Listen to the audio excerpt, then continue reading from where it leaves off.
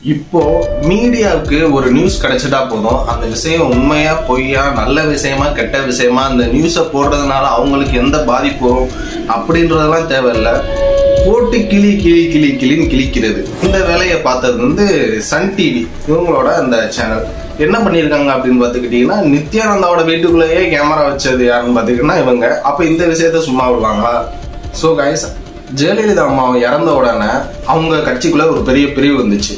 So பன்னீர்செல்வத்துக்கு ஆதரவாக ஒரு 18 group MLA, அதாவது 18 எம்எல்ஏ பிரிஞ்சு போனாங்க. மீதி உள்ள எம்எல்ஏவை தட்டி தூக்கி கூவத்தூர்ல அடைச்சு வச்சிருந்தாங்க, எடப்பாடி குரூப்பும் சசிகலா குரூப்பும்.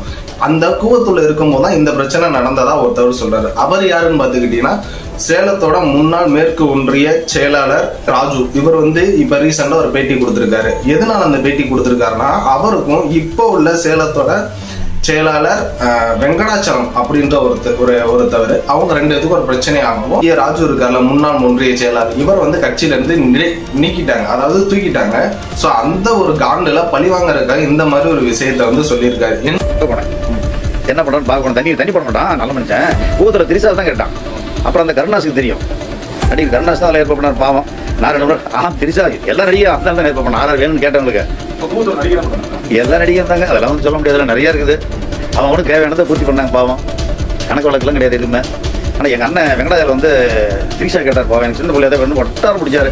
ஏங்க அப்படின்னு நான் கேட்டேன். ஆனால் பேசாருன்னா வாழ்க்கையில் கொண்டு தான் அனுப்பிக்கிறோம். அவளுக்கு 25 லட்சம் கொடுத்துருந்தேன்.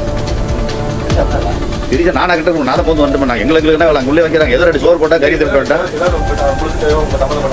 என்ன அதான் இருக்குது, ஒரு கொப்பளையிட்ட போகிறது நான் பார்த்துட்டே என்ன விஷயம் சொல்லியிருக்காங்கன்னா, கூவத்தூர்ல அடைச்சு வச்சிருந்தாங்கல்ல, அப்பம்போது வெங்கடாச்சலம் இருக்காருல்ல, அவர் எனக்கு திரிஷா தான் வேணும், ஒரு சின்ன பொண்ணு தான் வேணும்.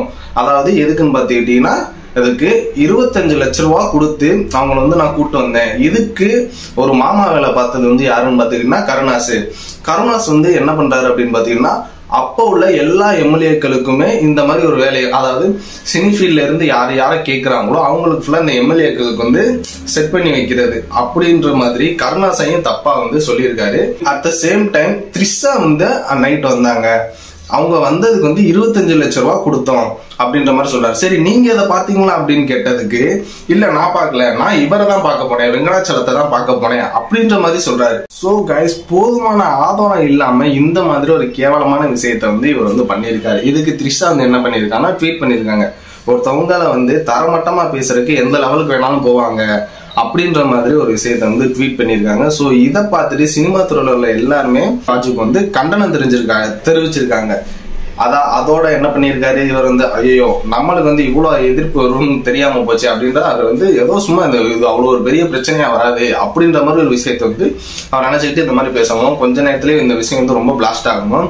உடனே என்ன பண்ணிருக்காருன்னா, மன்னிப்பு கேட்டு ஒரு வீடியோ போட்டிருக்காரு. நான் அந்த மாதிரி இது பண்ணல, பேசல, இது சித்தரிக்கப்பட்டது. இது என்ன சித்தரிக்கப்பட்டது பார்த்தாலே அப்படியே தெரியுது.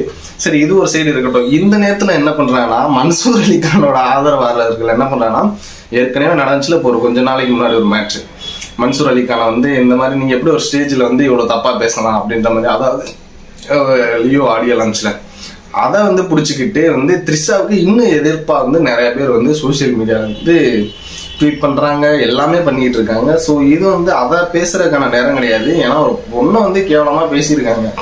இதை உண்மையா பொய்யானே தெரியாம இதை உண்மையாக்குறதுக்கான ஒரு முயற்சியில இது ஈடுபட்டு இருக்காங்க.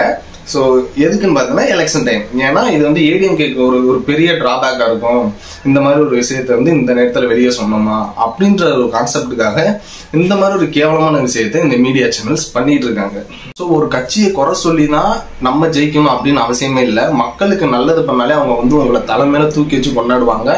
அட் த சேம் டைம் மக்கள் ரொம்ப தெளிவா இருக்காங்க. 2026ல யார் முதல்வர் ஆக்கணும், யார் அந்த சீட்ல உட்கார வைக்கணும்னு நீங்க யாரும் நினைக்கிறீங்களோ அவங்களுக்கு தெளிவா சிந்திச்சு ஓட்ட போடுங்க. உங்களோட ஒவ்வொரு ஓட்டையும் வேஸ்ட் பண்ணிடாதீங்க. தயவு செஞ்சு ஒவ்வொரு ஓட்டும் ரொம்ப முக்கியம். உங்களுக்கு யாரு தேவை அப்படின்றது தெரியுதோ அவங்களுக்கு இந்த ஓட்ட போடுங்க. பை.